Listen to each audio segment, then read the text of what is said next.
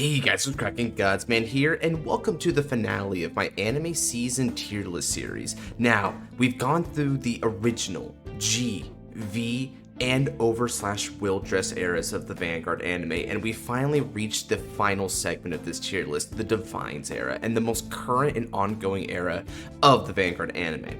This era has a fair bit of highs and lows to it, and I think it culminates in something to be seen in Season 5, but so far we're in a bit of a weirdness with the series, and I'm going to dissect all of the good and the bad and the questionable about the Divines era and ranking it on this tier list along with a lot of the other of the greats and the not so greats from the Vanguard anime legacy.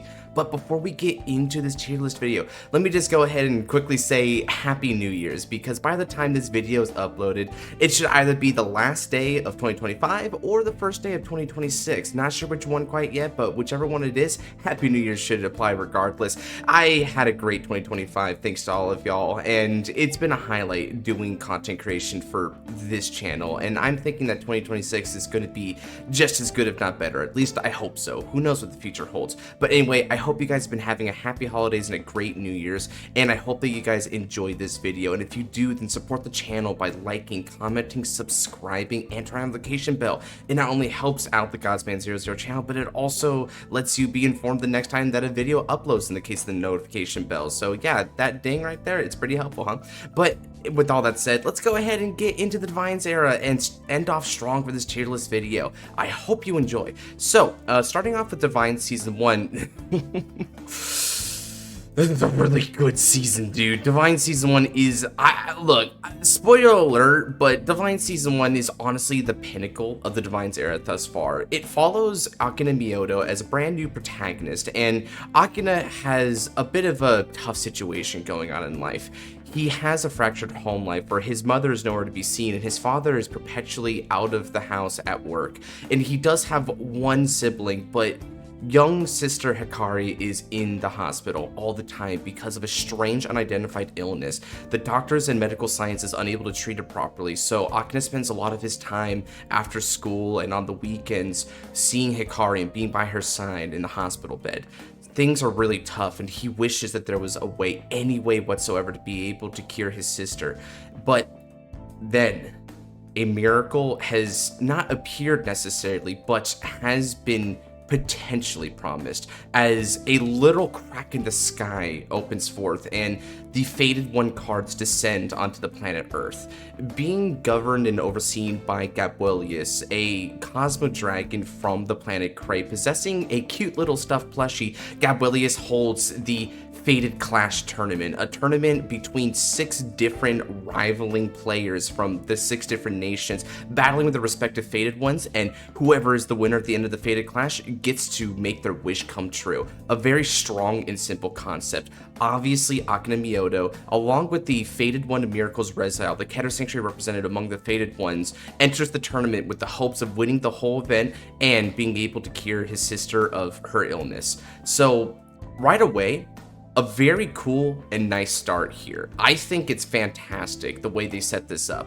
You have a grand set of units that are quite iconic and very memorable. The Fated Ones, very cool. You have a main character who has a very empathetic plight and a really strong reason to fight. Sure, it's not necessarily for the love of the game like a lot of the past protagonists, and that can be a little off-putting at first, but Akina applies himself diligently for the pursuit of saving his sister from whatever has been ailing her, and I think that is not only, very admirable, but very relatable for some folks, particularly who, has a family member, maybe even themselves, who just have poor health. And honestly, I gotta say it, anyone who has poor health out there, I mean, my heart's out to you. God be with you, because that is one of the worst things a person can experience in their life. Now, with having said that, the basic plot of this season follows the Fated Clash from its inception all the way to its conclusion. Now, the way that this works is we start off with a bit of a tutorial here between Akina and Ao Inabe, who is his senpai, but also his sort of mentor. She's the one who introduces him to the game via the tutorial, which is kind of neat, being able to go back to our classic roots of the protagonist learning the card game through a senior and a rival, right? Don't know what got into me there. So this is a really good down back to the roots kind of fight, and it feels really nice. The animation is very slick and smooth. You actually get to see full-blown animations when they stand up the Vanguard with Soel and Ardart, and it's really nice.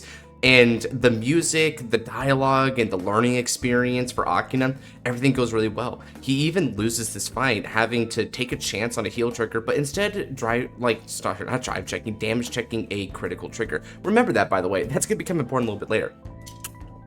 Anyway, whenever I stutter, it means I should probably be taking a sip of water because, oh boy, dry throat will really do that to a person.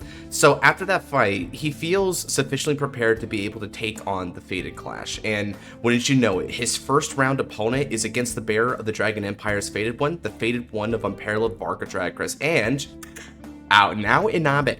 That would be the senpai who just taught him how to play. Yeah, funny twist of fate. Common theme there, you know, Fated Ones, Divines, Fated Clash, yada yada, right? Like that's just kind of the thing here, right? Fate is going to be playing a very heavy hand in this particular plot line, so I'm sorry if it's low-hanging fruit, but I'm going to pick it because it's practical here. Now, Fate has ordained that Now and her Kohai Akina do battle, and it's a really nice introductory fight. We get to see the clash between Varga and Rezile, which is a really solid clash. The back and forth is really good, seeing Akina have to cover his bases and adapt to Now's more aggressive playstyle, and even making up for some of the flaws that he displayed in the tutorial fight, like overcalling rested units after they're done battling in order to have the maximum number of attacks, because in the tutorial he actually overcalled over a standing unit, which is a really bad misplay in the game of Vanguard. So we can see that he improves and he like learns on the fly, very quickly adapting to his opponent and making up a new strategy as he goes along. Furthermore, we also get to see the introduction of the Divine's exclusive mechanic, which is the Divine Skill. It was for fight skill granted to the Fated Ones via the power bestowed upon them. Now, this Divine Skill is a mechanic that we see pop up throughout Season 1 and Season 2, but then after that, Divine Skills very rarely pop up. Sure, they're used necessarily, but not actually new ones popping up. After, as a matter of fact, if I recall correctly, technically speaking, we only have one new Divine Skill that manifests after the second season of Divine. So we go quite nearly 2 whole seasons without any new Divine Skills, and the one Divine Skill we do get is directly derivative of a previous Divine Skill that shows up in Season 1 here, so we're not exactly cooking with gas as far as Divine Skills go, aside from the first and second season. And honestly, the first ones are the better one. So we get to see Rezile ultimately win this fight and bring Akina victory through a very, very clutch use of the Divine Skill. Rezile has the ability to call upon miracles, and when Akina damage checks a 6 damage critical, it seemed like it was all over. Then you see the feathers of Rezile descend from the heavens as light breaks through, and reaching out for the faintest ray of hope, Akina grasps holds of a miracle. With Rezile's Divine Skill, that critical heals him a damage, and he's able to stay in the game and vanquish Vargadragras. It was a really good fight, and a great way to introduce just how epic and tense these different Fated Clash fights are going to be. Now was in it for the sake of becoming a pro, and as is going to be kind of a common theme throughout the Fated Clash here, a lot of the wishes that the ones chosen by the Fated Ones have to bring to bear are honestly wishes that aren't necessarily worthy. And what I mean by that is you don't need a miracle to make these wishes come true. So one of the themes here is that there are things that we think that we can't achieve on our own in life that we simply can if we believe in ourselves and our own power in order to grasp hold, right? Now, Akina here, he's having to deal with some sort of illness that Hikari may not ever recover from. However, he fully states straight out that even if he were to lose the Fated Clash, he would still never stop searching for a way. He would never stop fighting for her. And that just goes to show how fervently he believes that whether or not it comes to him, or if he has to grasp hold of it and hold as tightly as possibly can until his arms fall off, he is going to take hold of that miracle for her. And it's a beautifully laid out theme that's going to perpetuate throughout all the rest of the fights here. Speaking of Fight 2, we actually see an introduction of a new character along with the reintroduction of a fan favorite old character.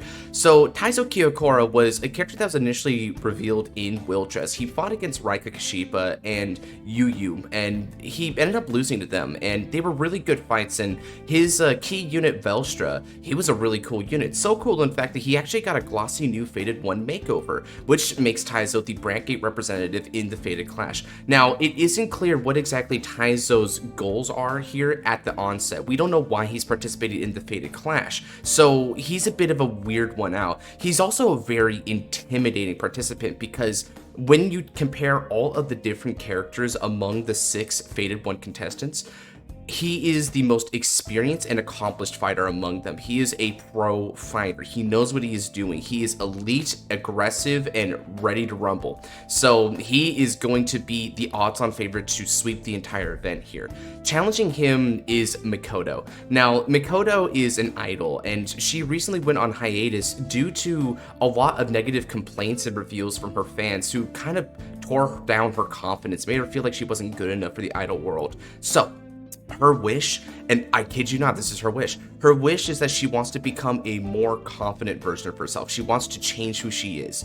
Now, if that sounds like, well, duh, you can just do that on your own, that's exactly right. However, Mikoto is too caught up in her head. She firmly believes that she can't do it because the doubt granted to her by her own, it's weird to think about it, but basically she became her own worst enemy, and as a result, ironically enough, the only thing stopping her from achieving her wish is herself. But this is where things get really nice because, as we see, she holds the Fated 1 of Ever-Changing Chris Rain. Now, Ever-Changing, of course, is a direct reference to the wish that she wants to obtain here, and after a really nice, I guess, sort of practice fight against Megumi, where she's trying to get adjusted to IRL card fighting, she was a player who played online, funnily enough, which, you know, I guess I can relate to because I play online mostly for Cardfight Vanguard these days. She gets adjusted via Megumi and actually takes a really convincing win against her, so she actually does feel like a fairly competent fighter and she's ready. But she wasn't ready for Taizo, unfortunately. This Fated Clash was absolutely brutal for her. She puts on a valiant performance, but it's obvious the entire fight that Taizo and Welstra are dominating, which obviously doesn't help her confidence issues. She knows she's fighting against a pro fighter. She knows she probably doesn't have a chance in hell, and it's demoralizing her. But Taizo, the Fated 1 of Guiding Star, the actual name of Welstra, mind you, actually guides her to reach out for her own miracle, telling her that she doesn't need to listen to the online trolls, that she is who she wants to be, and that she can always change herself into a better person because it is inherently in her power to do so. We define who we are no matter what, which is really good for Taizo, a businessman, a self-made man. He's having to deal with adversity and people shooting down his plans, goals, and aspirations all the time. He has to fight through that, and he teaches her the same lesson here. So she gains a lot of grit and the ability to remain self-motivating from this fight. And it's beautiful because through the Guiding Star, even though she loses the battle against Taizo, she honestly is the first one to ever get her wish. She becomes a different person after this and returns back to the idol scene, which is beautiful stuff. As you can see, I'm saying beautiful a lot, and it just goes to show this is a really good season. Now, next up, we have Taizo versus Akina. It's like, aw crap, you know. People who were rooting for Taizo, part of the reason why they did so was because Taizo had a really bad losing streak in Overdress. He basically never won a fight, more or less. So we were really rooting for him to come out in a big way and take a nice W, and he does so against Mikoto. Very strong performance, very convincing W, and it felt like this guy was on top of the world. They were gassing him up and everything, and we were eating it up as the audience. Then they look down at the phone, round 3 is announced, and he's paired against the main character. Oh crap, it's Jover for Taizo. And it indeed was Jover for Taizo, but this is probably, in my opinion, one of the coolest fights that we've ever had in the standard anime paradigm shift. This fight pushes Akina to the edge and requires him to come up with the most harebrained scheme I have ever seen in my life. This scheme is unprecedented, I tell you. So, Akina, knowing full well that he's about to fight a pro and he's probably going to get crushed like the noob he is, goes to Now for training. And they spend basically all night card fighting repeatedly. And he comes up with this crazy deck for blueprint to be able to potentially eke out a win against Taizo. Kind of steal a win if I'm being real. And here's what it is. So as they go throughout the fight, it seems like things are going about right. Taizo's able to beat him down, and Akina's able to fight back with Rezile's ability to not only get the divine skill online for a miracle heal, but also the ability to revive back rear guards. Now, Taizo's main abilities that he gets throughout the use of product orders, mainly Freischutz Maximum Yurianthe, is he reduces power, which makes it easy to deal damage, especially Yurianthe, but actually pings the damage, and he also retires a lot of rear guards. So these two units units and what they're good at is directly opposed against each other. They are a good matchup that way, Velstra and Reziel. And there's a moment here where Taizo, he looks at the board state. He realizes that he wouldn't be able to go for game because Akina's holding on to a singular card in his hand. Now, in standard format, our perfect guards have the ability that when you guard with them, if you have one less cards in the hand, you don't need to discard. Taizo deduces through his many years of card fighting experience that he's holding on to the PG in the hand, and as a result, he probably doesn't have game. Instead, Taizo goes after Akina's rear guards to try and reduce his chances of making a comeback victory. And just when you think, oh crap, Taizo's doing it, man, he's working, he's busting his chops, Akina gives out a devious smile and realizes that it's not a perfect guard in his hand. It was a bluff. And furthermore, he does not have any heal triggers or PGs in his deck whatsoever. The so-called Reckless Wing strategy is all offense, all gas, baby. He has nothing but 8 criticals, 7 fronts, and OT. No PGs whatsoever, no defense, no breaks, all gas pedal. It's awesome, and it wins him so big here at the final turn. He calls the ready, he gets the extra power, he swings it with Reziel. There's an awesome animation as Reziel is clashing with the big meaty claw of Velstra, and it's honestly one of the coolest animations as well, because Varga versus Reziel was a really good animation, obviously, and seeing Varga have his swords like basically cut through, and there's like a little opening in his Ronin looking hat where he gets sliced down by Reziel. Really cool finisher. But Velstra gets done so dirty here, but in a good way because it's really entertaining, where he gets charged by like Gargown, and Gargown basically meteor tackles him through his own Urianthe satellite cannon. I kid you not. He destroys the effing cannon. Like, holy crap. Just make the call, NFL. Hire the dog. It is such a cool moment, especially because one thing that I had as a complaint throughout the paradigm shift to standard format is that these animes don't really animate rear guards, hardly at all. We've had a couple of exceptions here and there, like Esperidea, for instance, but this was a treat to watch, as it's not Reziel, Golden Reziel doing it, but the dog coming in right behind him going, woof, woof, mother effer. It's so good. Now, the next fight after this one is another introduction of a couple new characters, the final 2 participants of the Fated Clash. One returning and one new. Yeah, again with that, right? Now, the returning character I'll start with this time, and that would be Masanori, or Monk Gone Rogue, as I keep calling him, or Monk Got Bad, either or. So, Masanori is coming back, and he's rolling up with that new Fated One of Taboo, Zorga Nadir, and he's going over there, and he's jobbing this kid Shinobu, who's always talking crap and thinking Greedon is the greatest Vanguard to ever Vanguard, right? And he gets punted by Masanori. And this fight actually does 2 good things, right? So for one thing, it introduces Zorga Nadir, and one pattern that we've noticed about the season, or at least I've noticed, is that they do a really good job at pacing and showing more or less equivalent screen time among most of the Fated ones. Akina gets more because he's able to, you know, fight more. He's the protagonist. He needs to keep winning in order to win the Fated Clash ultimately, right? Whereas the other ones, once they lose, they're out. However, through a combination of multiple rounds in a couple cases, or the use of side fights that aren't related to the Fated Clash, we get to see each Fated one battle at least twice. Varka Dragras has a battle in the opening act of the Fated Clash, and also in Nao's fight against Mondo, where she clutches a really nice win. So 1 win, 1 loss. Similarly, Chris Rain has the win against Megami right before it loses in its introductory fight in the Fated Clash. Velstra wins its first fight in round 2 of the Fated Clash, but then he loses in the 3rd round of the Fated Clash.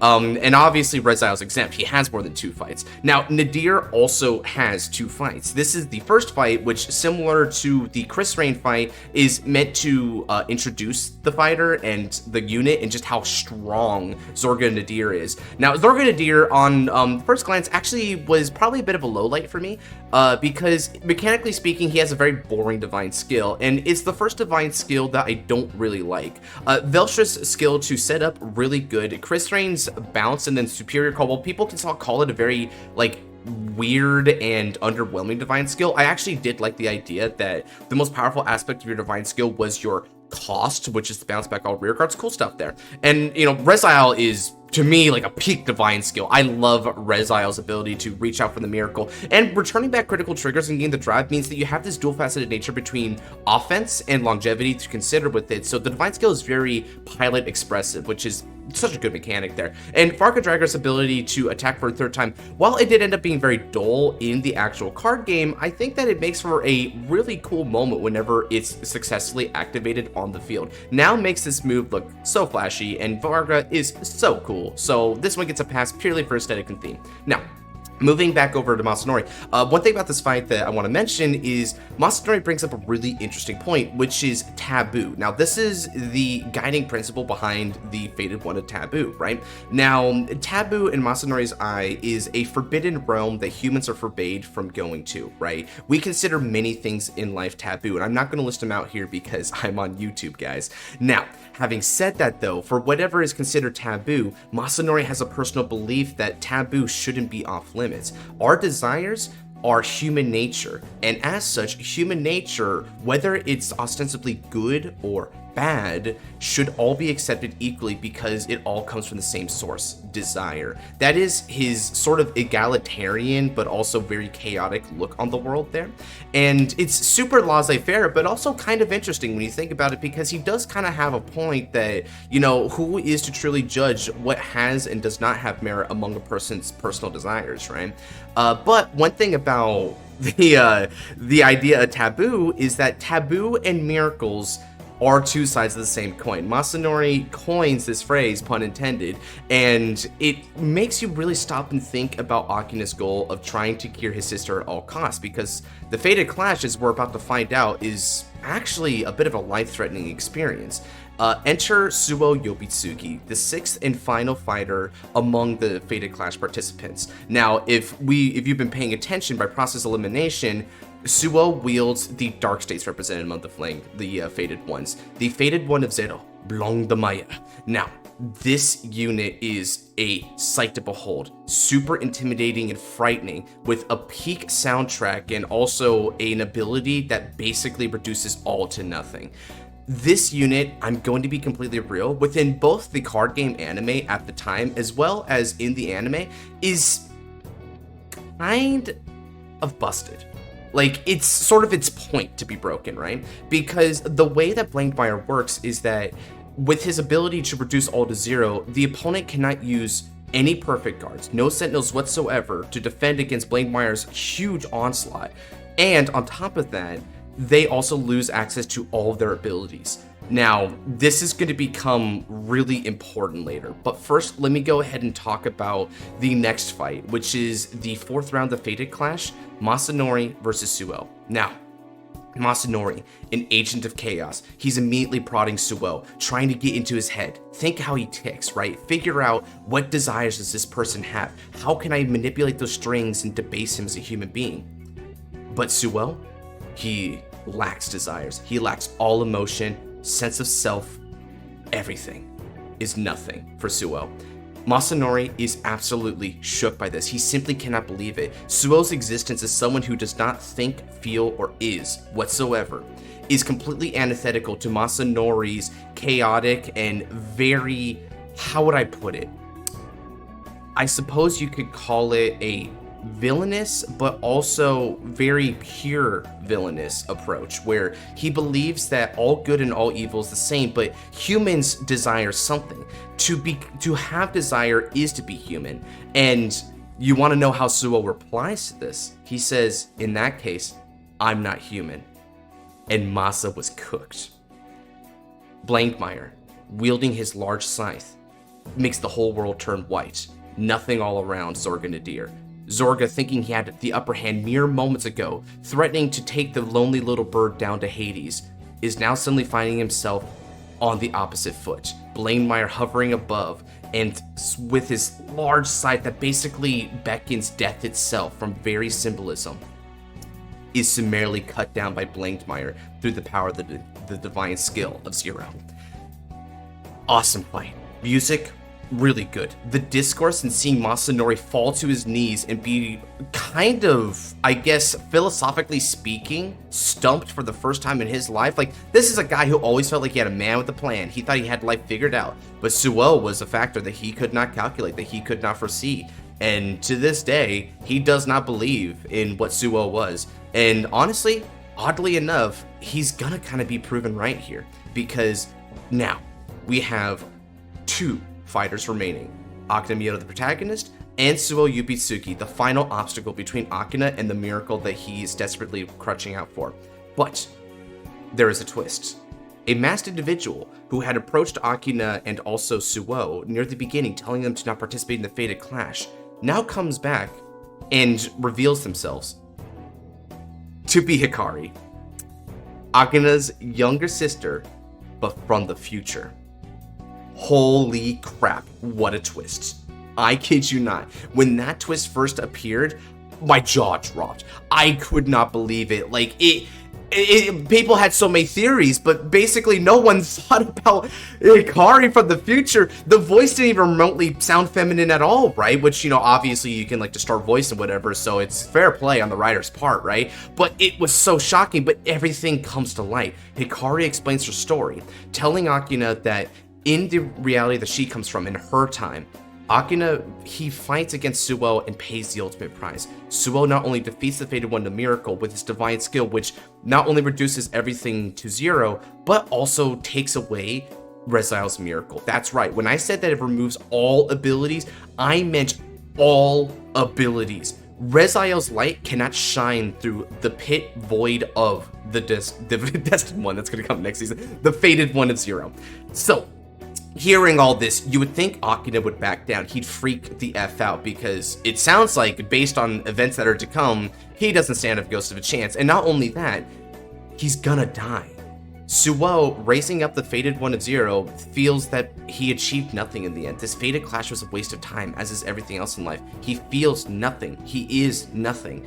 And that ravenous sentiment, that pit at the bottom of his heart, that void is something that was internal, but Blankmeyer, being a very childish and somewhat like confused, naive unit, actually interprets that void as Suo's wish and creates a black hole that sucks up and murders everything within, like, what was it, a 3-kilometer radius or something like that. The stadium where the Fated Clash took place, a huge crater. Everyone who was a part of the Fated Clash, dead, gone. Reduced to atoms, basically wiped away from this plane of existence. Harrowing stuff. Hikari, back at home, having to wonder what the hell happened to her brother, sees the craters, falls to her knees in despair after realizing that her big bro is never coming back. But then that's where Gabrielius reappears. Gabrielius, he didn't die from this, right? After all, he is a Cray spirit. He's not actually corporeal on planet Cray. I mean, on planet Earth. He goes to Hikari and offers her the chance to make this right again by participating in the next Fated Clash. And she does so, sweeping through the competition with her own Fated One, the Fated One of Time, Tokino Inmesha Liel Amorta. Liel Amorta being a fairly significant unit, not just in her ability to rewind time, as the name implies, but also because it has a tie to Rezile in the lore, where Liel was the lover of Rezile, but she died during the Civil War, and then she ended up, through a phenomenon, got revived and became effectively a Gear Chronicle unit, coming through time in order to save Rezile. So the events of Cray are once again mirroring the events on Earth. Hikari is attempting to save Akina. However, Akina insists that he can save himself, and in order to prove so, he challenges Hikari, his own sister, to a card fight. So they have an impromptu extra Fated Clash round between the Fated One of Time and the Fated One of Miracles. And despite her best efforts, a really strong back and forth, a sibling fight as they called it near the end, Hikari wasn't able to defeat Akina. Akina was able to overcome even the power of time itself through his ability to grasp through a miracle. And as a result, he subsumes the power, the collected power that the Fated One of Time had, into Rezile, making it even more powerful than before, which may not seem relevant at first glance, but this sets up a twist, because in the final fight, Akina challenges Suo. This is it. The light of hope and miracles versus the abject nothingness of nothingness. They battle. Their battling styles couldn't be any more different. Akina's coming out heavy, raring to go.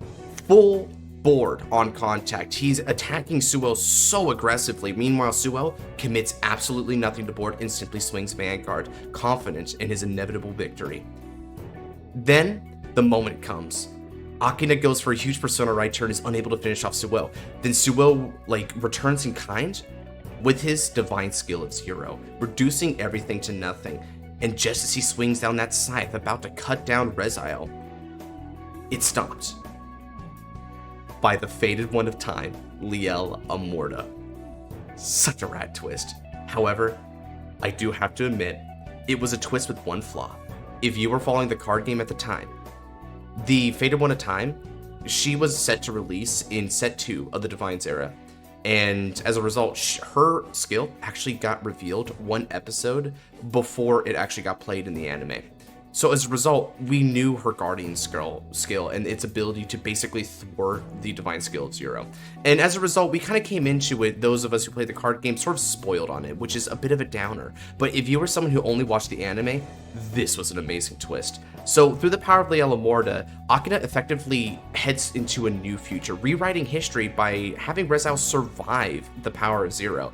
And ultimately through some really, really cool narrow card, like this, I think in terms of just raw card fight energy, this had the best one of the season. The way these two battled against each other was so cool. And Akina never doubting that there was somewhere in Suo's heart a child who could believe again, a child with a little light.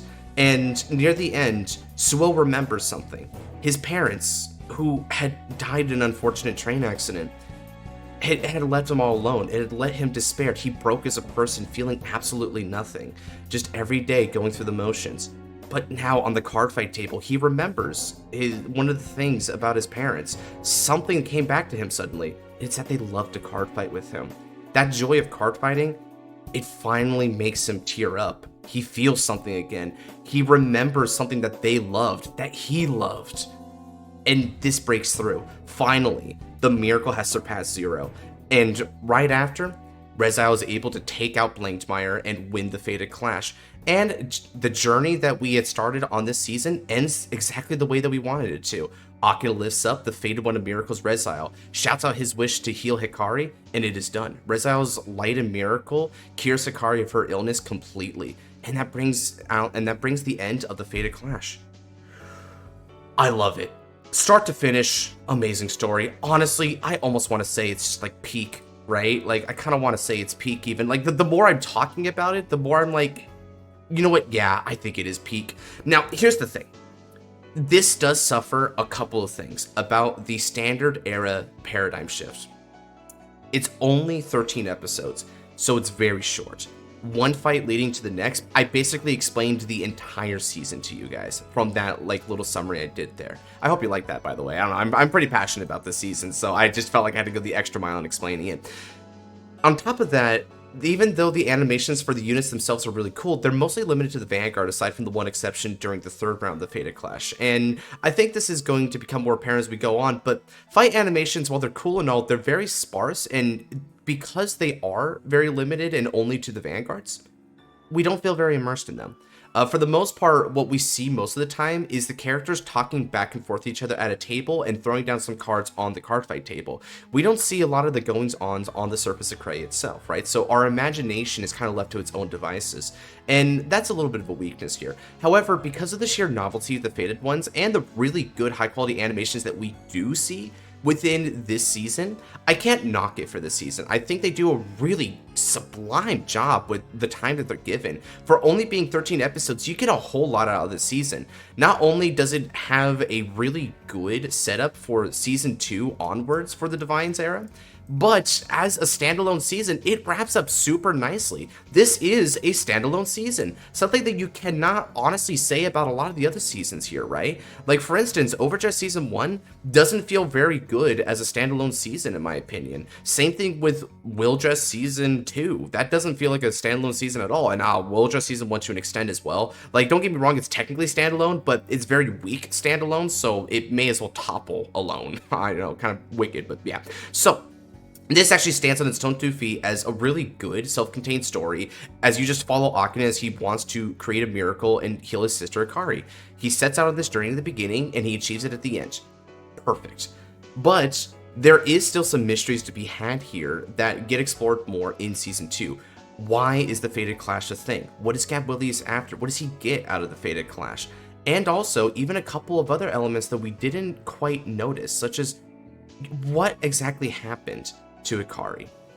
Why did she suddenly fall ill after an accident on one fateful day? We don't know these, but we're going to find out in the next season.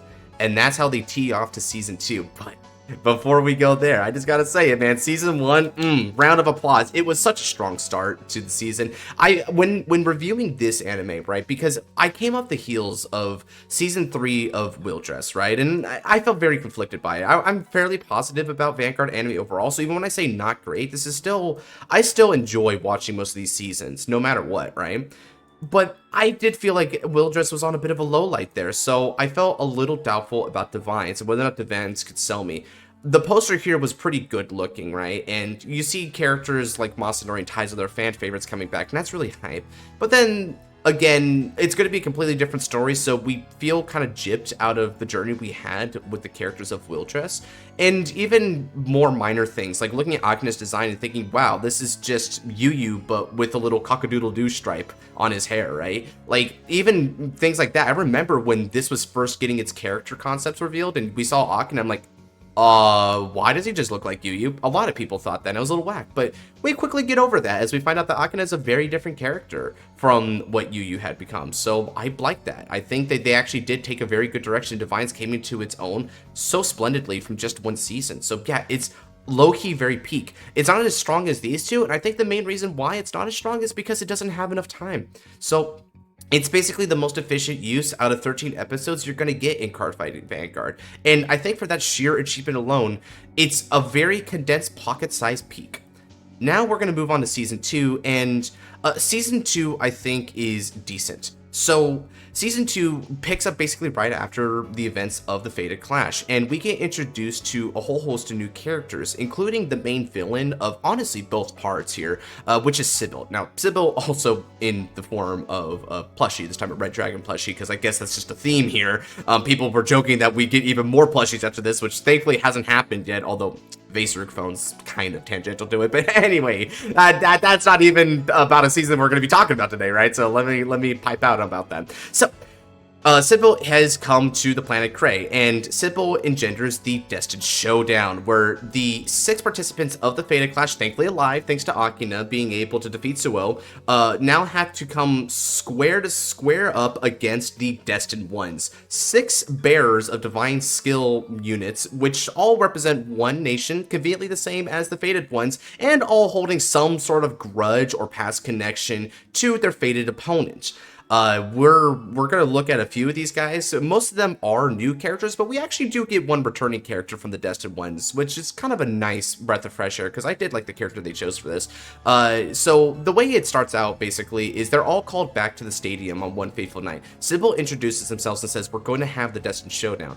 And whoever wins between the Fated Clash and the Destined Showdown is basically going to determine the fate of the world, because Sybil wants to mentally pollute the entire world. They are a force for chaos so severe that it would make Masanori blush. They want everything to burn. Just in their nature, this is their desire.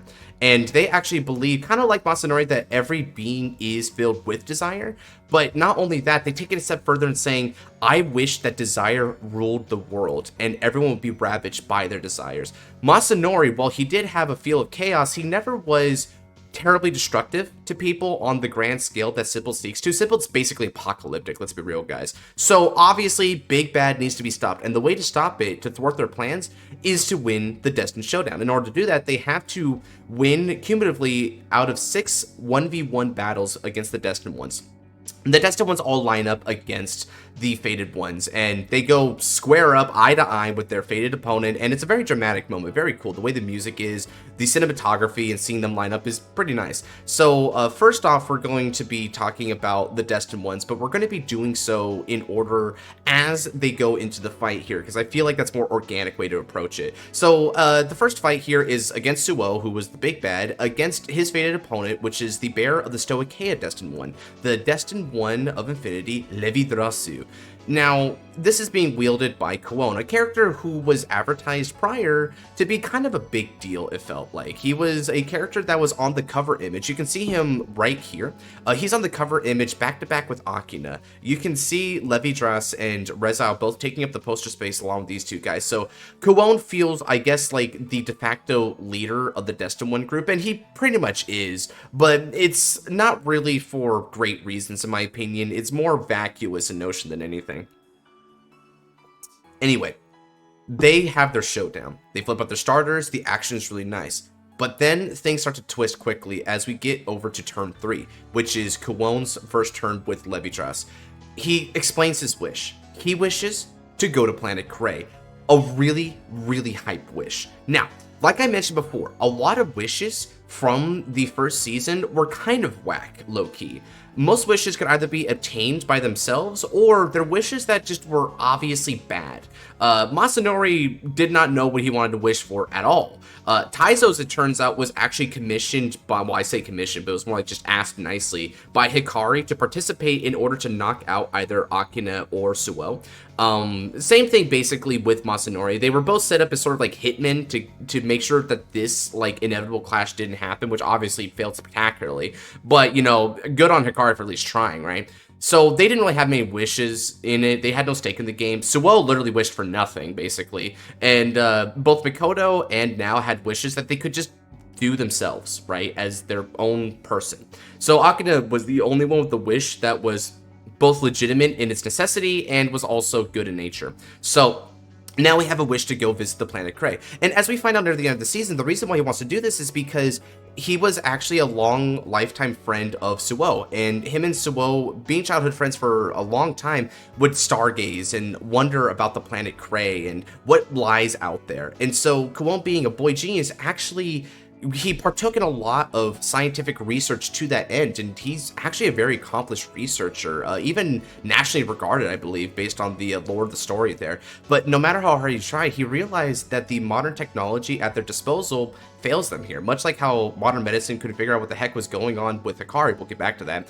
It turns out that Kuo can't go to Cray no matter what. They just simply do not have that kind of space travel at their disposal. So, therefore, he's going to win it via the Destined Showdown, because all the Destined Ones are going to get a wish, and that's why they're all fighting. They all get to have a wish out of this. That's what Sybil promises them. So he fights vigorously against Kuon and ultimately wins the fight by taking out Blankmeyer before it could even proc its divine skill. Yeah, that's what I'm saying. The card is so busted that not only did you need a Deus Ex Machina, quite literally thematically speaking, from Liel in order to stop his divine skill in Season 1, but the best way to deal with Blankmeyer in Season 2...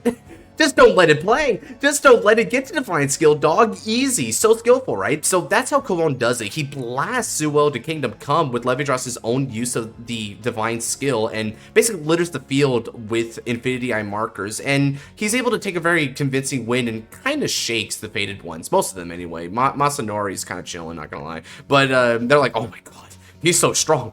Are the rest of these dudes as good as this guy? Because if so, we're kind of cooked, fam. But then we get to round 2, and things start looking up for the Fated Ones as Taizo has to fight against a longtime friend and also, I guess, business partner. And also teammate in the competitive circuit. So, yeah, him and Kiyoma, that's the name of the guy, by the way. Yeah, they obviously know each other very well, right? It's in like the whole Suo thing where it felt like they broke off for a while in their friendship because Suo obviously had a really big tragedy happen in life and it sent him spiraling and, you know, became a recluse. Not the case here. I'm fairly confident Taizo and Kiyoma probably talked like a few days ago or something. I don't know. So they're fighting, and The point of Kyoma here is to try and challenge Taizo's very reckless approach to business and Vanguard, saying that he can't juggle both these aspects of his life. He's going to become mediocre at both if he doesn't compromise somewhere along the line, which is kind of interesting because this is harkening back to a lesson and theme from another glasses-haired obstacle from G, which would be Shoma Shinonome. Yeah, Shion was told very similar things back then too regarding his like being the heir to the Kiba family as well as fencing and Vanguard and yada yada, right? Yeah, so you kind of see echoes of that in what Kyoma's trying to convince Taizo of, but Taizo doesn't listen because he's an absolute Chad and says, look, I don't care if it's greedy. I'm a greedy guy. I want all these things to happen, so I'm going to pursue all of them, and I know you're going to help me because you're my best friend and you're the guy I can rely on the most, blush, right? But he wins. He's able to defeat Kyoma and convince him of that. And once he defeats Kyoma, you can see the red in his eyes start to flicker out, and he's seemingly back to normal,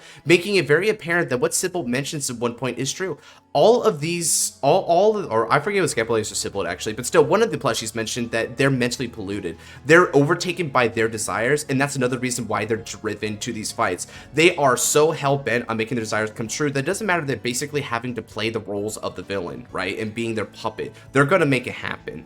So Kyoma comes back to his senses after a really nice Taizo win here. It's a really good victory overall. And again, considering that we're very hungry for Taizo W's, it was really nice that after inevitably losing and jobbing to the protagonist there, albeit from a really cool strategy, so, fair play. It was very obvious Akane had to really pull it out of his ass, and he knew it as well, right? Taizo goes back to being like a boss, and that's good. Next up, we have a battle between Masanori and Jinky, which is a returning character here. Jinky is the counter representative among the Destined Ones. He wields the Destined One of Protection, Alden. Now, after the events of Wildress, Jinky went about helping to rebuild Vanguard and restore its good name, and also host more competitive tournaments like Deluxe. So Jinky basically went back to business as usual, but the main difference here is that he now has a good supportive ally on his side in the form of Gui instead of basically an AI terror. Gui participates professionally in these card fights, even being a part of the Wildress manga in between, mind you, and ultimately they're just making the card fighting world a better place. He wishes to protect the world left behind by his dead brother, and this is basically the main topic, is that brother here, as Shinji. He was basically a brilliant man, both in his technical designs. He made Gui after all, but also as a card fighter, and a lot of people aspired to live up to him. And one of his rivals back when he was still alive was Masanori. Masanori enjoyed fighting Shinji constantly, a revelation that we didn't know about until this very card fight. And as a result, he mentions that the last time that him and Shinji fought, Shinji got the upper hand and beat Masanori. He always wanted payback for that. And it's about the time to see if Jinky could make good on that instead of his brother. And cold ass line there. They have a nice fight, albeit it's fairly brief and honestly kind of formulaic by comparison.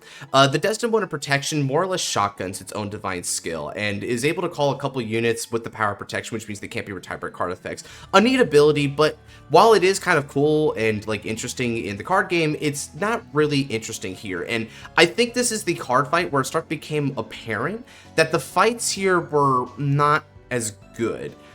It's sort of formulaic what happens. They go through their initial turns, they're writing their cards, they end up going through some basic dialogue about their background as the new beginning fight music plays, which, yeah, by the way, when the season 2 here for the Distant Showdown manifests itself, guess what? They take the classic theme that played all throughout the standard era. I forget the name of the theme. I know the Hansop music called it like Showdown something or whatever, right? Whatever it was, that theme actually gets retired in favor of a new theme, which I kind of liken to being the Divine's battle theme, right? So we get a whole new OST there, which is really nice, but what's not so nice is that the card fight action is very bland. They just ride cards, kind of call, poke each other a bit, talk a bit. You get a summoning animation with the unit, and then after that, they kind of like they just kind of shotgun on each other. They go full force. Usually Divine skill gets procced like either on turn 3 or if they hold off, they go on turn 4. And then depending on who would win or lose, which was very predictable who would win or lose for the most part, Divine skill would proc. They'd either win or lose that turn, and that's that, right? The fights were very fast and formulaic, and I didn't like that very much. And a couple of them, like this one, and very like anticlimactically, where Masanori and Zorka gets cut down by Alden so quickly you kind of blink and miss it. It's almost unreal how I felt like I had to look away for a second and then come to look back and it's like, wait, that's it? The fight's over? He just tags him and that's that? Like, it felt like, you know how like a turn should probably feel like it takes 2 to 3 minutes? This one felt like it took like 45 seconds. It was so fast and anticlimactic, and I didn't like that. But still, the actual dialogue here is really good, especially because this is probably, with the exception of him being brought to his knees by Suo, still a cool moment. This is the most vulnerable we get to see Masanori at, because Masanori has to delve a little bit into his personal life, his relationship with Shinji, and Genki makes a really interesting point where he's like, hey, you know what, you're kind of capping, dog, and Masanori is like, what? Because Masanori mentions that Genki's stake in this is probably to revive Shinji, right, his dead brother. That would be the most obvious pick, but you know, Genki actually fires back and says, no, actually, that's probably your wish, isn't it? And Masanori's poker face cracks, bro. He did not like that whatsoever. Like, he's not shouting him or anything, but you can tell he basically concedes that, yeah, that's what he wanted all along. So yeah, ultimately, Genki wins the fight, and now the scoreboard is 1-2 in favor of the Destined Ones. Round 4 happens, and it's Mikoto versus Yuna. Yuna being a fangirl, probably the biggest fan ever for Mikoto-chan, and honestly, I'm not gonna lie, from a card fight action standpoint, this is the weakest one of all the card fights this season. But in terms of dialogue and comedic effect, this was popping off, brother. This was such a treat to watch, mainly because Yuna is such a standout performance. Her headcanon about Mikoto, her idol, and just like the kind of mania regarding like her sheer love and admiration is such a treat to watch. There's so much about it that's awesome, especially this really keynote shot where you see Mikoto basically as an angel, the white robes and anything, and you got these little seraphim trumpeters, which are just Yuna's around her, just basically touting her as she transcends to heaven in her heavenly body, and it's like, God, man, it's so funny. And by the way, points to the whoever was making the thumbnails for the dub whenever the dub of the season 2 came out, because they actually used that iconic shot as the thumbnail for that episode, and holy crap, so many people viewed that, I think, purely because of that thumbnail. It was a treat, man. And obviously Mikoto, I didn't mention it before, but Mikoto is, to me, best girl out of this like entire like era here. And yes, the fair bit of it is aesthetic, but don't at me, right? Still, it was really nice to see that, hey, you know what, I kind of get it. I'm not nearly as down bad as Yuna is, that's for sure, but at the same time, I kind of get it, you know? People who do like Mikoto probably appreciate Yuna's character here. However, as I mentioned before, the fight action is really like lackluster. Basically, what happens is Mikoto goes first, does Chris Rain, does the basic beatdown. Yuna literally goes on her turn 3, rides Lishifiel, pops Divine Skill immediately, which is just a restand with extra crit and power. That's it. And then she loses on the next turn. That's it. Yuna gets one grade 3 turn. That's hardly back and forth, dude. It's so fast. And I especially the ending, because if I recall correctly, it was either this fight or the Alden versus Masanori / Sorga fight. One of those fights, I think it was this one, ends so abruptly, the OST, I think, gets interrupted. It felt like it was that sudden. And holy crap, I did not like that. I mean, shoot, just look at it. Aside from the dialogue, which is really cute or whatever, like, the fight action is lame. The Divine Skill is kind of lame, if I'm being real. It's just MLB. Everyone calls Lishifiel lyrical MLB because of it. And Mikoto does this really fun play where she kind of like does a bunch of like chain superior calls from the top deck because of like this really cheeky card she puts in for Chris Rain.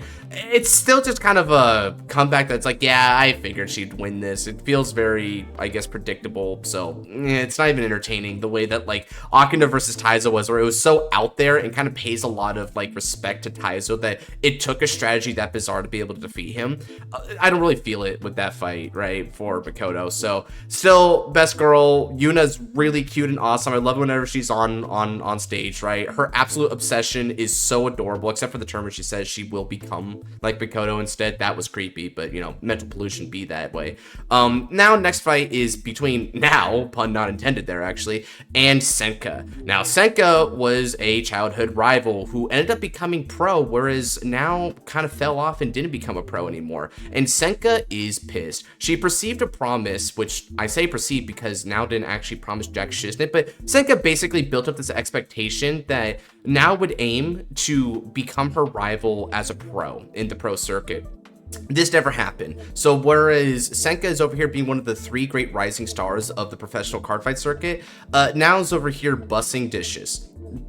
It's kind of a stark contrast, right? It kind of almost feels relatable because obviously we have like big goals when we're kids. We're thinking we're gonna go places, and then it just turns out we're at McDonald's, right? But anyway, Now doesn't mind her life. Even though she does want to become a pro, she's making gradual steps, like defeating Mondo to become a pro. And I think that was her big breakout in order to like begin her pro circuit run, right? So she's having kind of humble beginnings, taking it one step at a time. So she likes her life generally. Senka doesn't like Now's life. She likes her own life because she's a pro, but she's basically on top of the world, bro. But she doesn't like the way Now is taking it all real slow. So this is a full throttle fight between Impaldio and Varga, and it's just a brawl. Now, interestingly enough, when Impaldio is revealed, most people thought that being the destined one of Exceedance and being, you know, tied to a battleholic pilot like Senka, yeah, short stack here is It's very aggro in personality. Impaldio's not so aggro. Impaldio's a 3-attack deck that has a defensive mechanic, of all things, to try and constantly exceed the opponent.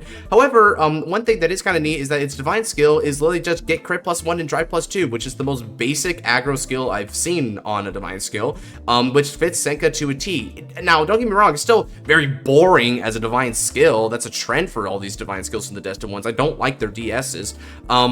The fact of the matter is at least kind of fits, so that was sort of a redemption, but still, fight quality was a little bit better.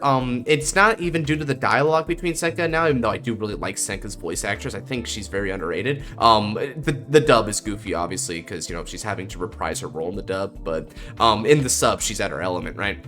Now, the thing is that the fight action actually has some really cool animation. Mainly, it's the moment where Varga is guarding with the PG shield. That's really nice. Seeing Now actually use her divine skill in a different way, well, actually seeing her use her divine skill at all is amazing, because as I said before, it's peak. Varga is such a peak aesthetic when it goes pop off its DS, but she uses it defensively to try and get extra drives. A really cool dual application of the divine skill, which fits Varga's theme of light and darkness for his swords to a T. Now, I'll go ahead and take a quick sip here. The fight ends with Now's victory, which means that we're 3-2, and it seems like it's going really well for the Faded Ones, only for things to kind of come tumbling down as Akina fights against his opponent, Hikari. Not future Hikari. She had supposedly disappeared at the end of season 1, because, you know, time be like that. This is young Hikari, the one who just got cured of her illness from Akina. Yeah, she's coming back. She's got red eyes, well, redder than normal, and she's pissed. She says, you know what, Akini? F you. You spent so much time on me that you didn't get to live your own life, and I'm mad on your behalf. So I'm going to win this one so that we can regain that lost time for you. So she's basically telling Akina to go get a life. Yeah, I kid you not, that's basically how that translates, man.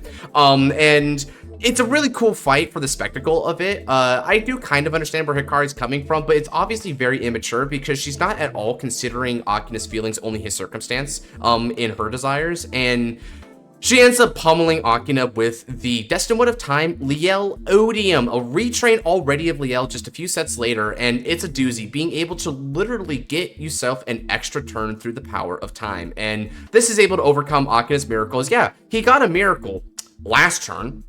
Too bad that next turn wasn't his turn, it was her turn again, and he ends up getting blown up in the middle of the sky. And honestly, Barnaby likes to joke and say that's like the secret to defeating Redxile. If you want to defeat Redxile, don't let him hit the ground, because something about hitting the ground basically gives him like a surcharge of boosting energy. He just comes back swinging harder than ever, even if he has to do with his fist, because canonically speaking, Redxile is actually stronger with his fist than he is with his sword. Fun fact, that's one of the reasons why his sword always shatters in combat. Don't know why he brings a sword at this point, but you know what, that's besides the point. Anyway, so Hikari ends up winning, and we're at a tie now. It's 3-3, and it's like, so what the hell are we gonna do? Now, Hikari, being so gung-ho, being like, hey, I just creamed my brother Akina, I'm gonna go ahead and fight again. I don't care who it is. I take on any of these people, right? And so she's confident, and Kuon's like, as de facto team leader, I approve of this message. Go for it, girl. But for the Faded Ones, it turns out there actually is another Faded one that hadn't fought yet, which is future Hikari. Yeah, she actually pops in again, and she's like, hey, what's up? By the way, I'm a fated one, and I've got something to tell past me, so let me take it. And they're like, you know what, we're kind of freaked out and you haven't fought yet and the script says so, please do. So they have a really nice fight, and future Hikari, which let me just go ahead and say straight up, by the end of the season, she's going to be named Erica, so I'm just going to start calling her Erica. Erica is talking with Hikari and going over the errors in her thinking, saying that Akina didn't mind the time he spent with you. He loves you dearly, and you should have at least asked him if he wanted to get his time back. You didn't. You act like you're being considerate of him, but you're only being considerate of yourself. It's ironically selfish, but in a veneer of selflessness. You're no saint. You're no hero, and this really irritates Hikari, and they have a solid back and forth as the two Liels battle high in the skies, clashing the relative powers of time. And even though it took basically everything she has to overcome an honestly kind of broken Vanguard and Odium, like Blankmeyer, is just so next level with her power of time, which just seems to dwarf the abilities of Liel, if I'm being real here. I don't know what it is about these like dark states, like Fated/Destined ones, but they're top tier, dude. If you ever saw like my Divine Skill video, Odium's Divine Skill was second only to Blankmeyer's. Go figure. Anyway, so at the end of the battle, Hikari ends up losing. She doesn't just lose the actual battle, though. She also loses the philosophical battle, the debate. It turns out that Erica was right all along. You should have simply asked your brother what he would have preferred and how he was feeling. And so she rushes over to Akina, and they kiss and make up, not actually. And then Sybil comes and saying, oh no, and you know, they're steaming mad, and so they end up possessing Now, becoming this really weird villain now all of a sudden with bell bottoms, and a lot of people thought it was hot. I think it was just kind of a different design. It was nice looking at the time, but looking back on it, it's just kind of weird how she's like, I choose you now because you thwarted my plans. And what plans were those? Well, it turns out that back then they were Sybil was trying to come to Cray, but there was like a little underground, like I don't know if you would call it like an arena or if you just call it like a shrine or altar, but whatever it is, a few of the kids back when they were young, they end up stumbling into this place. That would be Hikari, Akina, and Now ends up going in there too, and Hikari ends up getting jumped by Sybil, and that was the source of the disease all along. It was actually Sybil's like polluting energy that was causing that illness. So in the other reality, Sybil basically got eradicated because their essence was cured by Rezao's miracle. Yeah, Rezao actually took a body there, funnily enough. Well, not really because they're incorporeal, but kind of. It's up to you. So Hikari ends up getting sick. Now ends up pulling them out, and in the process, Now also kept the card that Sybil was inhabiting, and as a result, that's one of the reasons why Sybil ends up possessing Now. So Now Bill, or as well, I guess I'll call her for now, she heads on over to that same hidden like sanctuary where this all started. Kuon comes in packing the Destined King, Overdress Imperio. Yeah, that basically pops out of nowhere. So what happens is that the influence of mental pollution obviously forces us to kind of fall and succumb to our desires. However, Akina and Kuon are actually able to sort of overcome this power. This doesn't affect people permanently, but they have a sort of a mental breakthrough. And through this mental breakthrough, they were able to channel the power of the Design Force, the very essence from which the Fated Ones and Destined Ones derive their divine powers from. And they manifest a new possibility in the form of the Fated King of Miracles, Rezael, and the Destined King of Infinity, Overdress.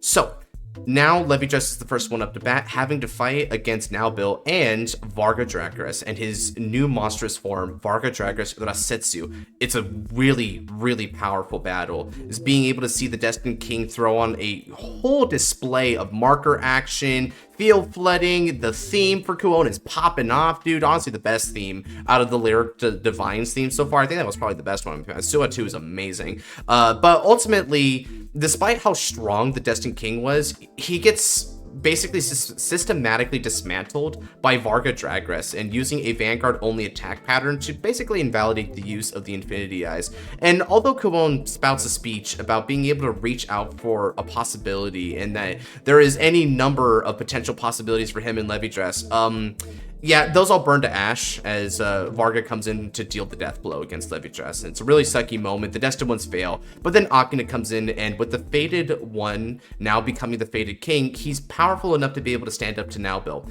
And he also has one other ally on his side, Gabuelius. Yeah, Gabuelius, the Cosmo Dragon, actually is a real card. And Gabuelius gains a new effect in response to the manifestation of the fated king and the design force that was being invoked from both Gabuelius himself in the plushie form and Akina. So now a new powered Gabuelius which supports fated ones, as well as Rezile Vita, they come up the bat and ultimately take out Varga in the showdown, or I guess rematch of the century. And as a result, Sybil is forced to leave Now's body through the wish. So once again, Akina wishing to basically get rid of the Sybil virus. Kind of funny that happened twice back to back, but hey, you know what? I'm not the one writing the show, right? And ultimately the whole place starts to collapse, but Gabuelius manifests his real unit and saves both Sybil and so not Sybil, Now and Akina. And so that's it. That's how that ends.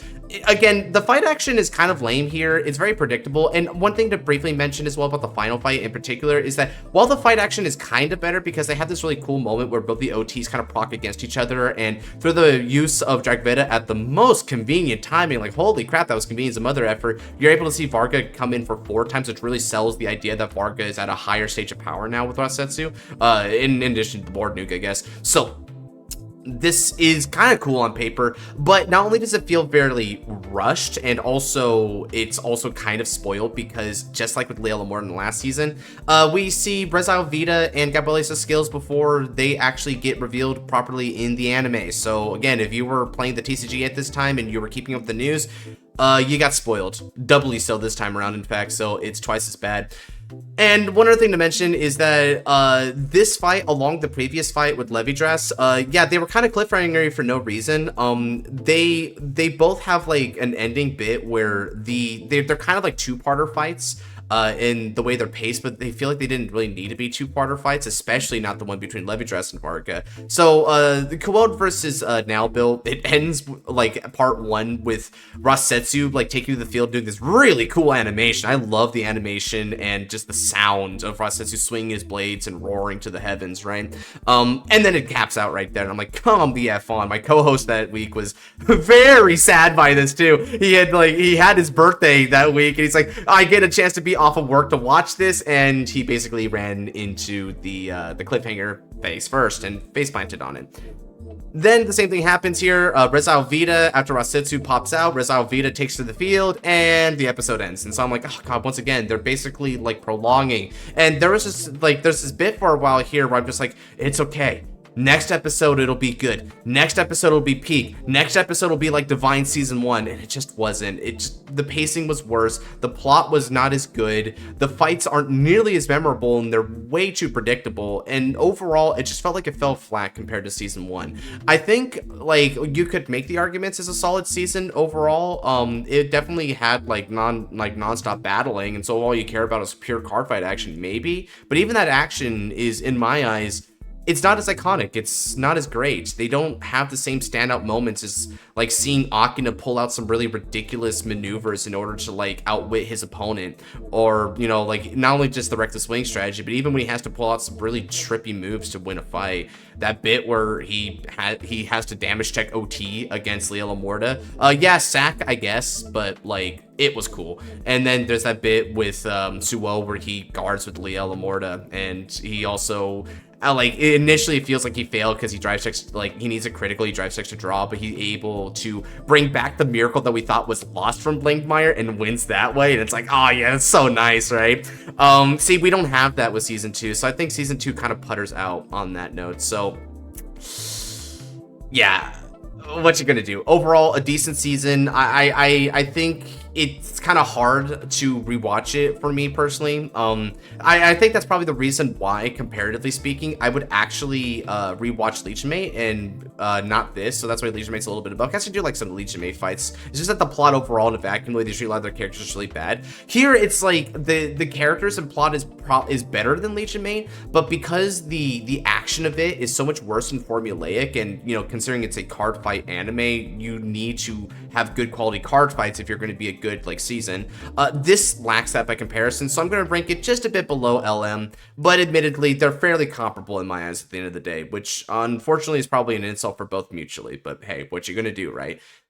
Now we're going to moving on to the Divines Deluxe arc. This would be season 3 and season 4, and honestly, I'm not going to have too much to say about this, so I'm not going to give you the like play-by-play on all the fight action going on here. I'm just going to introduce some of the new characters and then talk about the overarching, I guess, plot line that went on there, and just give my overarching thoughts on it as well, because both of these seasons are not that great in my opinion. So let's go ahead and start with Divine Season 3. So Divine Season 3 is a bit of a weird one for me.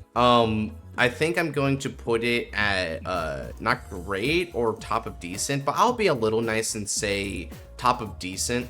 So Divine's Deluxe arc follows Akina once again as protagonist, and Akina, after having a really fateful fight against Kagetsu, Kagetsu being the mentor slash senpai for now, so it's kind of funny because he's kind of like, I guess, great sensei for Akina, you know, like great grandpa or whatever, grand sensei, O sensei, whatever you want to call him, right? So he ends up beating Akina in a card fight, and as a result, Akina receives two things. He receives a invite from Jinky to participate in Deluxe, and he also receives a mythish card from his very own opponent, Kagetsu, telling him, why is it do you play Vanguard? And when you find the answer to that, this mythish will respond to you.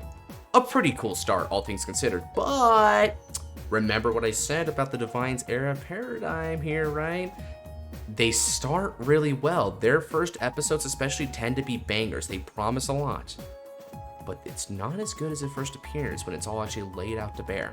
So after Akina receives both a card and an invite, and I guess a mission in the process, he goes and participates in Deluxe. We go through a few battles along the way. Mirai versus Gui is a cool one, and we also get introduced to another character, in addition to Kagetsu, which is Suzune Rokuin. Now, Suzune is another of the 3 rising stars alongside Senka that we saw last season, and also Raika, a character that we've actually been really acquainted with.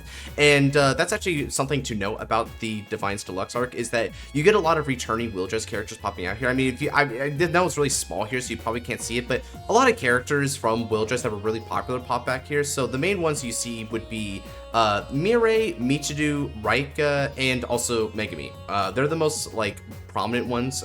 You also get like Gui, whatever, in there as well, but it's basically a mix of Wheeldress characters and Divine's characters, both old and new, battling it out in Deluxe, and it seemed like it had a really promising start. The music for it, the advertising, there was a energy to Divine's Deluxe that I don't think could have been replicated since then, right? The momentum here on the onset was crazy, and the first couple episodes was amazing.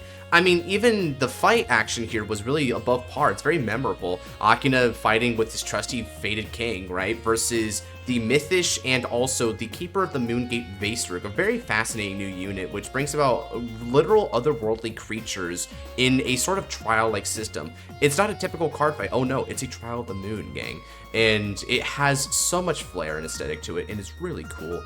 On top of that, there's even a really neat moment where Kagetsu kinda takes the whole motif of Rezai, which is to create a miracle, and says the most baller line where he says miracles can be created, as he proceeds to deck compress in classic standard fashion and hit the double trigger and ultimately sees victory against Akina, even through a miracle heal on that same turn, right? So yeah, pretty cool start there. It isn't just cool. It isn't just cool thematically. In that, like, dialogue wise, it isn't cool just in animation, because you actually do see some really cool animation. Vaserug summoning Rotznir from the Moongate, and Rotznir and Vaserug versus the Fated King, which kind of results in this really cool like back and forth clash. Especially that moment where you see Vaserug sort of like chain down the Fated King to make room for Rotznir to finish the job against her dear angel friend.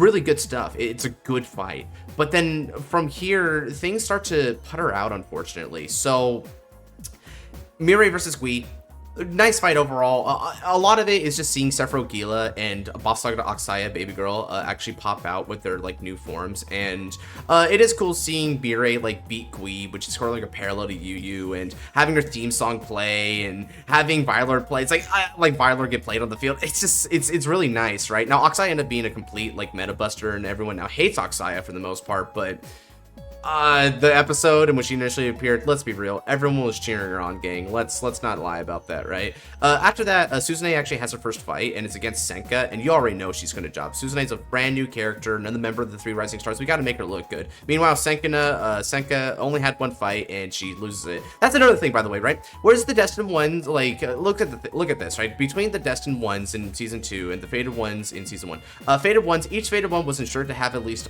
1 fight. And each Fated One was shown to have won at least once in this one, right? Most of your Destined Ones only fight once.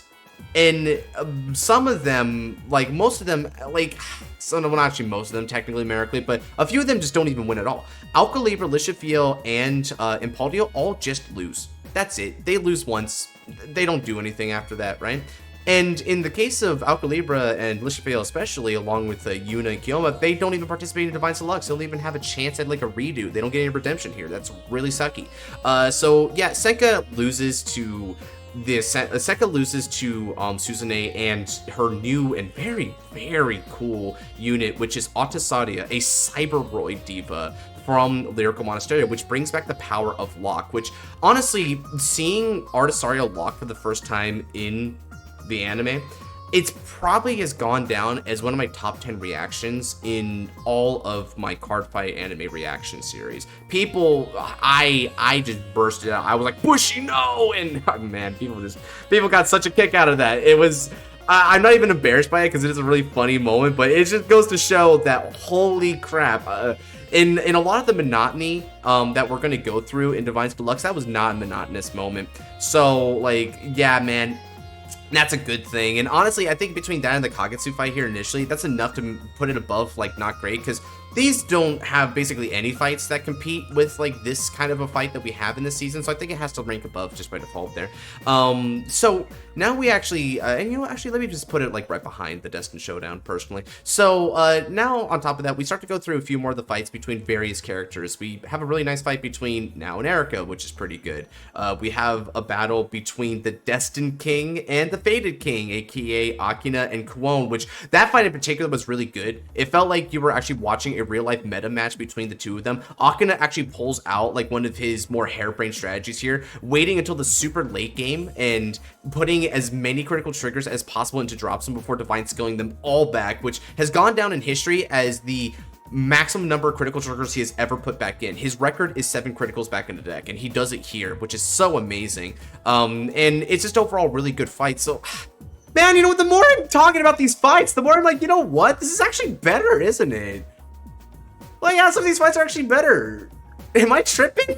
Oh, okay, let me keep talking about the season a little bit. I might be tripping here. The beauty of not having a script, am I right, guys? Anyway, so and now we're just going throughout the season. There's a lot of other various card fights. There's a standout moment where Raika is fighting against Akina and Breaking the Rock reappears and he pawns him. That's a cool moment. But then there's also a lot of other card fights that are sort of skipped past, so they're very filler in nature. Like this fight where Erica somehow manages to win against Gui of all people. I know, shocking. Mirai sweeps her bracket and she just has a fun time. There's actually this really good fight though between Suzune and Megami, where Megami actually beats Suzune, which is a really big shocker because Megami was such a clinical jobber back in Overdress, but she's back in a big way. She's kind of stunning in her own way, right? Such a go-getter, very, very in spirit for the card fight. She is in it to fight and win, but not for Big Bro. She's doing it for herself as the leader of Blackout, and finally she comes in her own in this season. Like, high-key, one of the highlights of Divine Deluxe, I think. And Suzune, again, she's dealing with such a strong struggle because her family is such an oppressive force in her life and bearing her down, and holy crap, man, you just cannot help but feel for this girl. That mother dearest, oh, if only, man, God, she has really done a number on her daughter, making her basically card fight like a machine, like a doll, as they put it, and having to submit to the Rokuin style above all else and live up to that name, even ahead of taking care of herself as a human being. It's such a shame, but you know what? Megami is the first obstacle in her journey to breaking through on that. because, well, I guess technically Senka was, because Senka's like whole disposition as like a brawler who knows no limits and is not impeded in the slightest by failure, just getting back up again immediately. That was the first start. But Megumi was the first real shakeup for Suzune here, because she loses her obviously, which is not going to fly with Mother Dearest. And she also loses in a way that makes her think that, yeah, the Rokuin style is not invincible. That was a crazy way that Megumi just blasted through her, low-key. So, I mean, there was even a meme of it later with the Jackalope being super buffed up and basically a critical trigger just beating face. It's really hilarious. You can see like Artisaria being so like spooked by it, which, by the way, Artisaria is my favorite unit for this season, even more so than Baserg. I think she's just like stunning and beautiful, and her playstyle is legitimately cool. One of the only properly balanced and interesting to play decks from like that season. Now, from there, you get a couple more standout card fights. One of them is Suo versus Suzune. Suo has been looking at Suzune and her plight this entire time and thinking, you know, I can kind of relate to where she's at in life. She feels like she has nothing, and she doesn't feel like she's a person. She's more like a thing doing the motions, right? I gotta break out of her and break her out of that and be a homie the way that Akina was for me. And he does so through some really encouraging words and telling her that all it takes to move from 0 is to find your 1, and saying that he could be her 1. And Blankmeyer, now in a shimmering new, I guess, gallant form, as I'll call it, strikes down with a sword rather than a scythe and breaks the chains that have been tying down Artisaria and also Suzune's heart. And it's a beautiful fight, and for a lot of people it's the highlight of the season as far as card fights go. And I think from an objective standpoint, I would probably agree. I think it is the most artful fight. It felt like such a joy. Now, I would be remiss to point out though that this fight actually did kind of have a technical issue where the subtitles weren't available for it for a few hours when it first like premiered on YouTube, which actually there's another recurrence where this happens for a future Blankmeyer fight, and it turns out that it made a community meme where Blankmeyer returned the subtitles to 0. Really funny that. So then finally we have the final fight between Akina and Kagetsu, and it's a pretty good final fight. I think the only real highlight moment from it was when Rifus Store, Kiseki no Unmesha, is, not Kiseki no Unmesha, Kiseki no Genmaju, Unmesha is Rezile. He gets manifested from the very moon gate that Base Ruger draws his forces from. And that is such a baller moment, seeing Rezile just prompt to the gate and he tells it to come forth, right? And he does. So, and also Noise Letter, which is the new theme song for Akina, which honestly I like better than Senakchiwaria. I know, controversial take as I've come to realize, but it's my favorite between the two of them. And yeah, overall it's a fairly solid finale. I will say that when watching it, it did kind of dawn on me more immediately that yeah, it was kind of sucky that there was a lot of the fights that were skipped out there, and some of the results were fairly predictable at the end of the day, so it was kind of whack that way. But at the same time, they actually did, comparatively speaking, have some really good fights at the same time, and I think Divine Deluxe did have some bangers, like more so than I think people realize. I actually think, you know what, I gotta say it, I think it's a little underrated. It's actually solid the more I look back at it, right? I mean, both of your fights between Akina and Kagetsu, pretty good, right? Your battle between Suzune and Suo is honestly kind of peaked its own way. Erica versus Now was a blast, especially the dialogue and also the coincidence that it was on Valentine's Day, which may not be coincidence at the end of the day. That was all really fine and dandy, dude.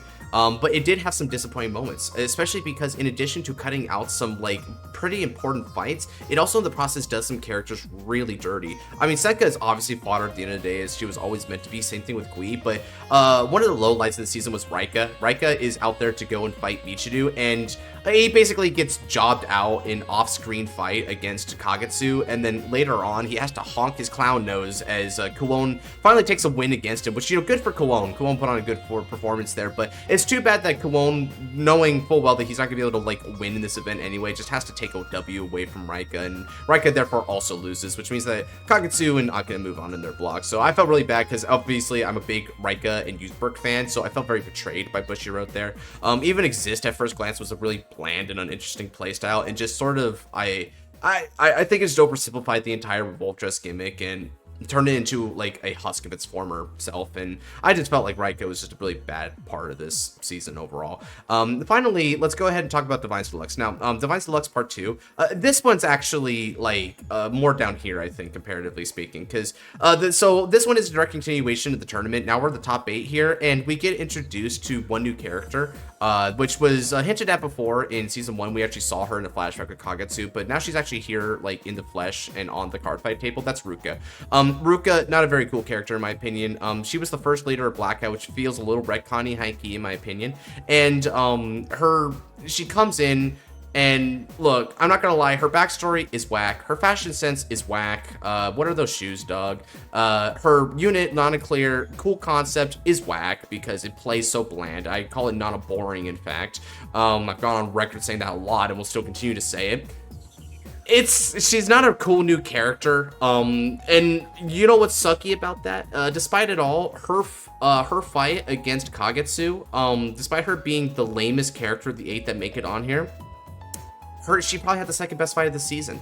And that gives you an idea of just how bad the season is, because this season is so predictable. Literally, her versus Kagetsu was the most debatable fight result I had, aside from one other, and even that should have been perfectly obvious that Kagetsu's going to lose to the new character using the new deck, right? Kagetsu kind of carries that fight, though. His passionate display against her, and using the third Mythish, which is Helgvar, for the first time, which fulfills a promise made by the opening shot of him with his, like, Mythishes, right? That was a cool fight and all, but Ruka kind of, like, finds this, like, brief moment of weakness in Kagetsu's defense and just blasts him. So, cool, whatever. And non-clear, again, very boring strategy. Just a basic multi-attack deck with triple drive. Just basically every standard deck ever. So, not a very good fight there. Then you have a fight between, if I recall correctly, the next one was, Mirai versus Michiru, and this one was really bad because Mirai just has this Oni-sama complex all of a sudden where she's really jealous of how close Michiru and Donji is, and she's like giving Michiru such a hard time for it. Meanwhile, Michiru just kind of sits there, auras farms, and gets glazed for doing basic Vanguard plays. Then he whips out Magnus. Magnus is really cool, but at the end of the day, Magnus is not exactly revolutionary to Draguled, and it's still doing more get extra drive and attacks kind of crap. You know, this is what every standard deck does.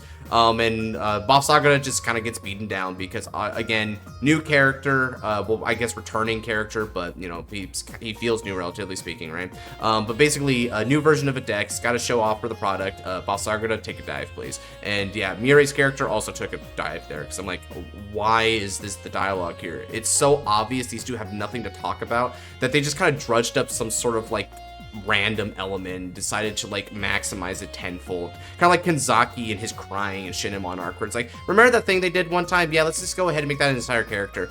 Kind of similar thing here. It's like, remember back when Mirai was, like, really all about her brother? Yeah, let's just go ahead and like, make that, like, magnified 10 times against Michiru specifically. Cool, whatever. The third fight is against Suo and Erika. This is actually a really good fight in terms of its, like, dialogue and the backstory behind it, because it settles a long beef against, sorry, not a long beef against, again, I make a mistake, I drink. It settles a long beef dispute between Erika and Suo, and because obviously the events of the Fated Clash, right? Even though it all turned out well in alternate timeline, this crap still happened. Erika, her Akina, yeah, he's still dead, dude.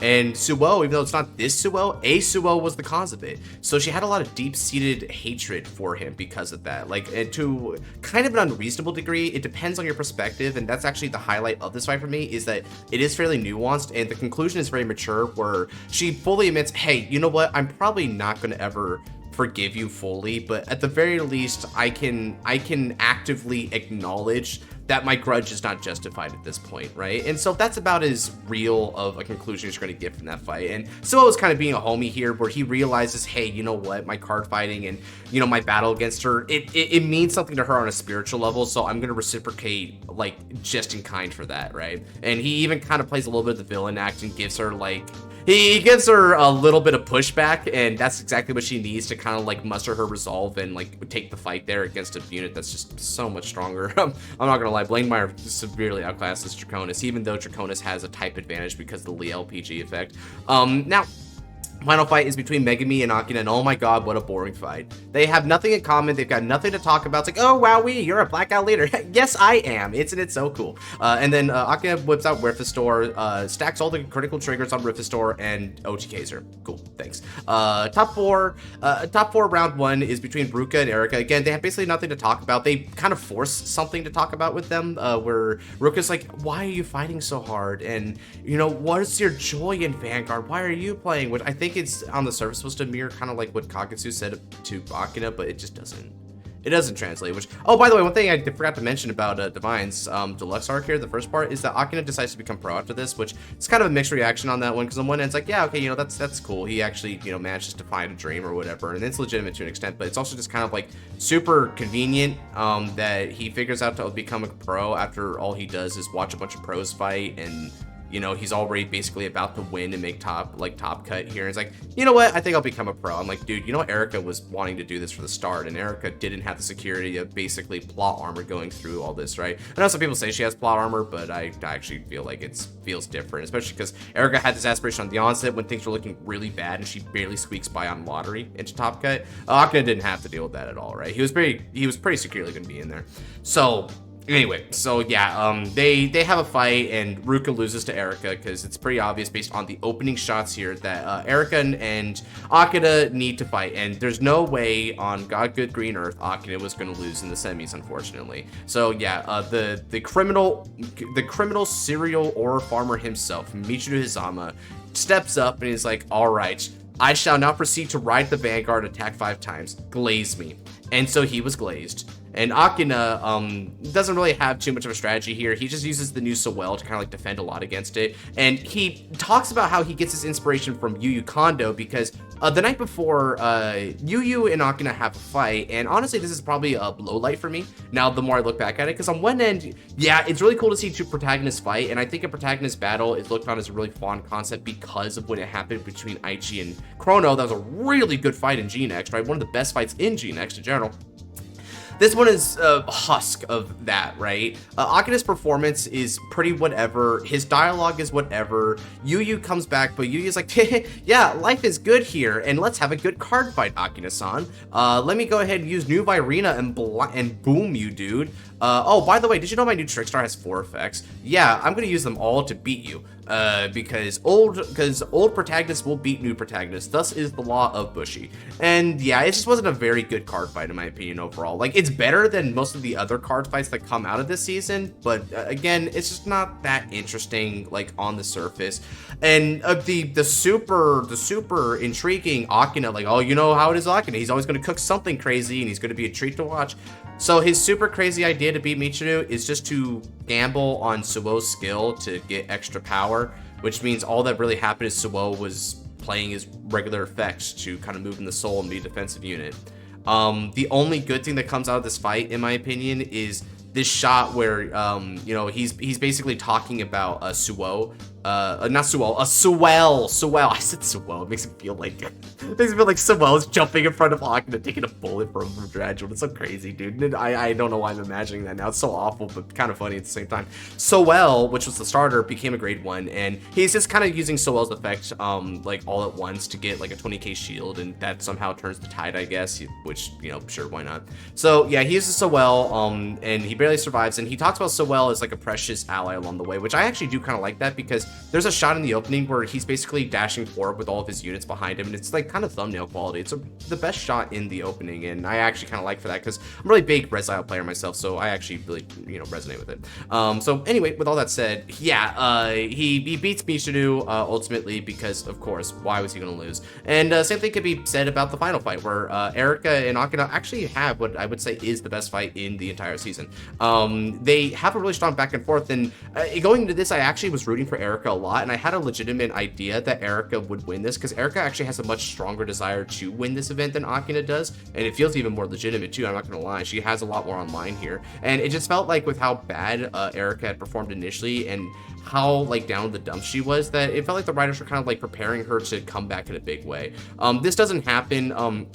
Now, their fight actually is really good, and it is kind of cool to see Erica pull the Miracle Heal because it sort of like harkens back to when there was a Miracle OT check from Mirai in her final fight against Yu, and that's a nice callback there. And I do like the way that they actually use the Keter Sanctuary scenery. So the battlefield is actually different than the normal canyon, and seeing Resile crash onto the throne there is a good moment, so I really like it. But still, ultimately, Resile hits the Miracle, and then Akina wins the next turn.